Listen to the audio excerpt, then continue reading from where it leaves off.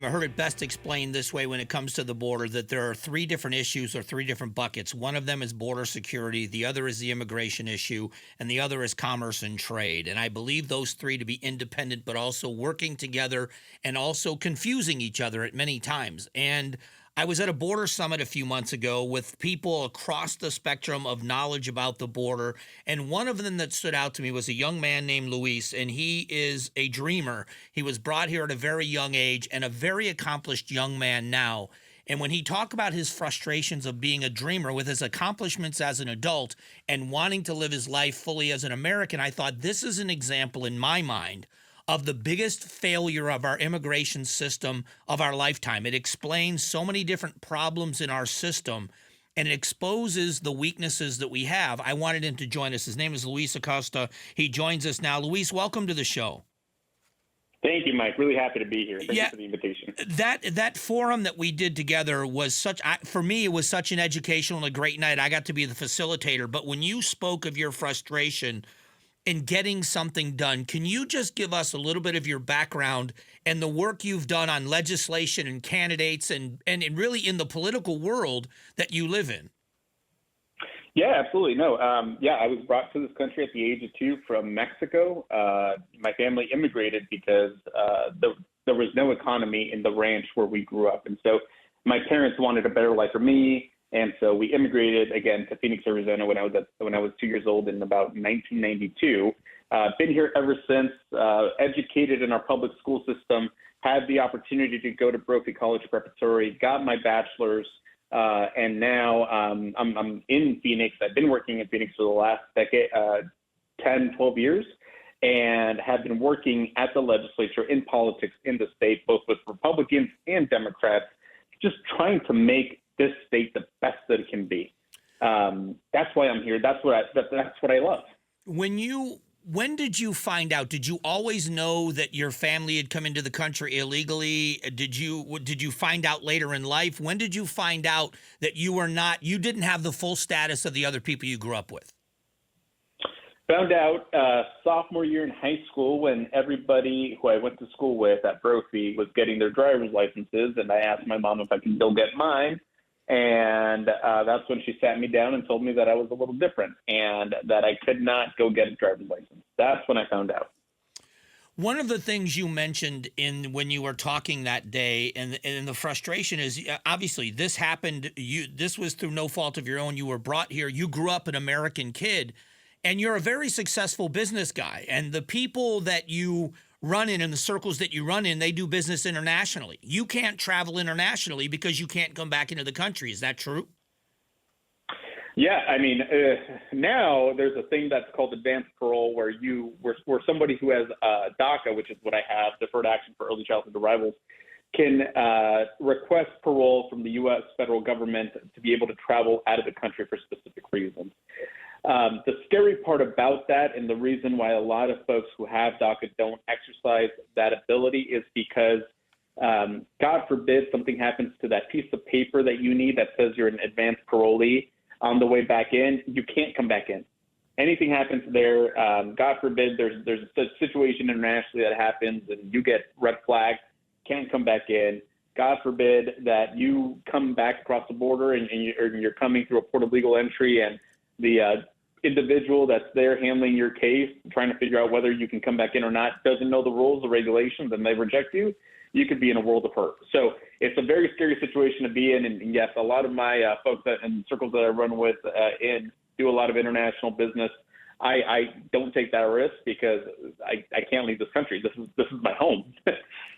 When you look at, I will tell you that I don't know what your stance is on this, but I am someone that believes that it all begins and ends with border security, that if we had a secure border with a big wide door, I am also an advocate for immigration reform, that we've got to do a better job of allowing good people to come to this country in a quicker way, but we have to be able to secure and know who's coming. That's just my belief.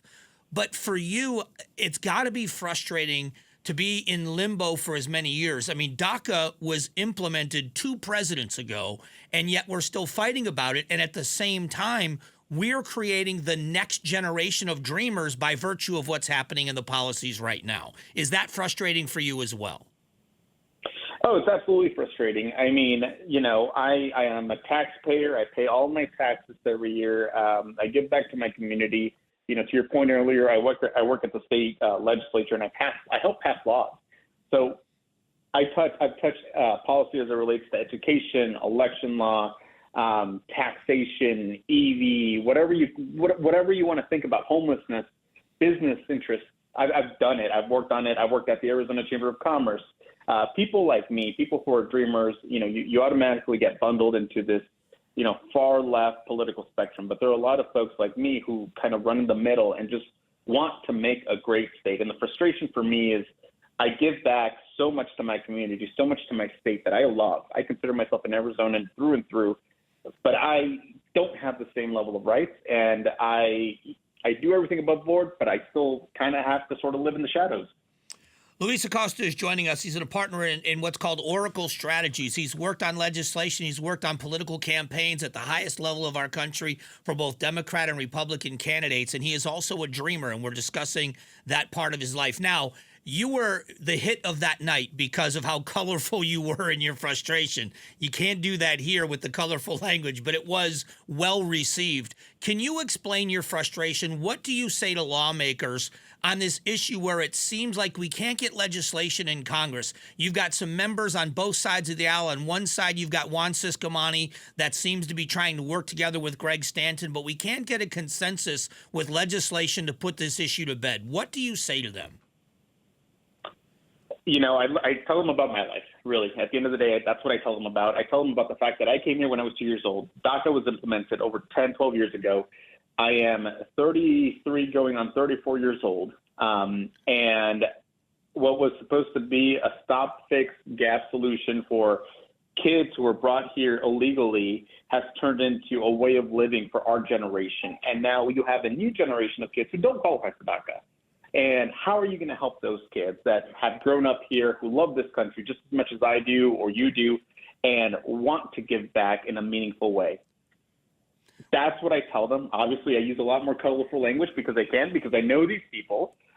They share that same level of frustration. And at the end of the day, it just turns out to be a big old political mess at the federal level because both sides just can't get it done because they to whatever degree, they both use it for electioneering purposes, and it's just one way to drive out voters, right? It's a hot button issue that people just love to talk about. If there was legislation that secured the border where we had better control of who was coming and going, and it slowed down the flow of illegal traffic, but at the same time opened the door for legal entrance, whether it was a work permit program or other means, would you support and try to move that forward? Would you be on board with that? Or what would be something of a solution that you would want to be on board with? Yeah, no, I mean, absolutely. I think a comprehensive solution that really helps us identify who's coming in through the border and who's here. I think that's a big component that needs to be in there too. People want to come out of the shadows, but they're not going to come out of the shadows if they're scared that this system is going to be used to deport them. Whatever that system looks like, if people have to stay here for 5-10 years and have, be upstanding citizens, no checkered marks on their past or anything like that. They have to be taxpayers. They have to follow the rules and laws and regulations. They have to, achieve this higher standard. I think that a significant portion of the community that's currently undocumented would jump at that opportunity. I also think that one of the biggest layers that we also have to layer on top of any sort of immigration reform is harder penalties on anybody that is drug trafficking into this country, that's bringing in this fentanyl by the tons, right? That's a big component too that we have to zero in and figure out. I agree with you. It's the people that are importing it into this country, but it's also the Americans that are taking it on this side of the border and trafficking it as well. Luis, I hope you'll come back often on the show. I think this is a topic that you have such a unique perspective on, not just in your experience, but also in your work. I'd love to bend your ear some more on this and get some more opinions from you in the future. No, absolutely. Whenever you need me, I'm here. All right. Thank you so much. That is Luis Acosta joining us. He is a dreamer and a successful person raised here in Arizona, loves the state of Arizona, and just wants something done. Thanks for watching the Mike Broomhead Show. Catch up on Amazing Arizonans, a KTAR News podcast, and click the button in the middle to subscribe.